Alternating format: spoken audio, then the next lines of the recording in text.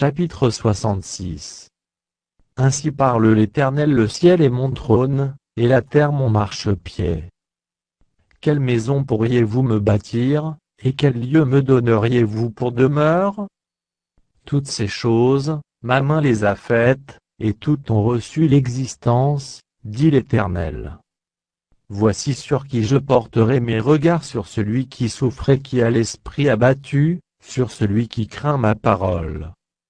Celui qui immole un bœuf est comme celui qui tuerait un homme, celui qui sacrifie un agneau est comme celui qui romprait la nuque à un chien, celui qui présente une offrande est comme celui qui répandrait du sang de porc, celui qui brûle de l'encens est comme celui qui adorerait des idoles.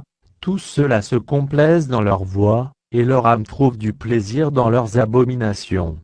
Moi aussi, je me complairai dans leur infortune, et je ferai venir sur eux ce qui cause leur effroi, parce que j'ai appelé, et qu'ils n'ont point répondu, parce que j'ai parlé, et qu'ils n'ont point écouté, mais ils ont fait ce qui est mal à mes yeux, et ils ont choisi ce qui me déplaît. Écoutez la parole de l'Éternel, vous qui craignez sa parole. Voici ce que disent vos frères, qui vous haïssent et vous repoussent à cause de mon nom, que l'Éternel montre sa gloire, et que nous voyons votre joie. Mais ils seront confondus. Une voix éclatante sort de la ville, une voix sort du temple. C'est la voix de l'Éternel, qui paie à ses ennemis leur salaire. Avant d'éprouver les douleurs, elle a enfanté, avant que les souffrances lui vinssent, elle a donné naissance à un fils. Qui a jamais entendu pareille chose? Qui a jamais vu rien de semblable? Un pays peut-il naître en un jour? Une nation est-elle enfantée d'un seul coup? À peine en travail, Sion a enfanté ses fils.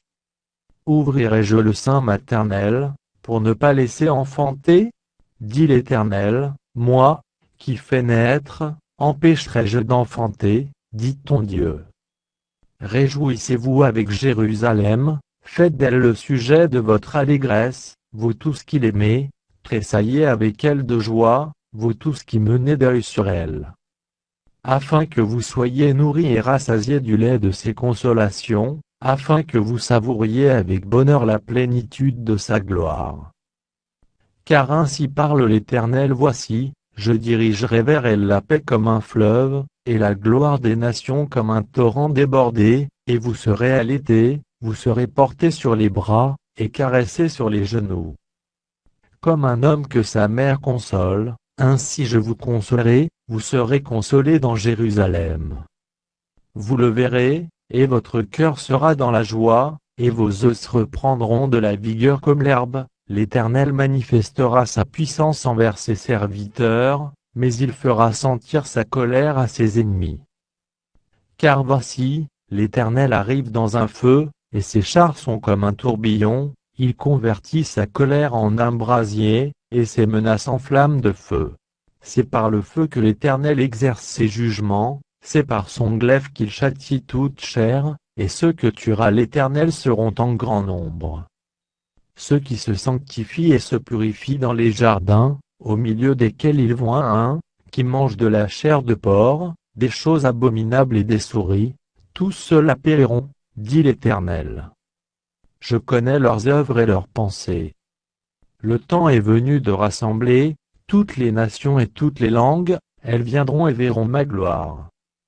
Je mettrai un signe parmi elles, et j'enverrai leur échappée vers les nations, à Tarsis, à Pul et à Lu, qui tirent de l'arc, à Tubal et à Javan, aux îles lointaines, qui jamais n'ont entendu parler de moi, et qui n'ont pas vu ma gloire, et ils publieront ma gloire parmi les nations.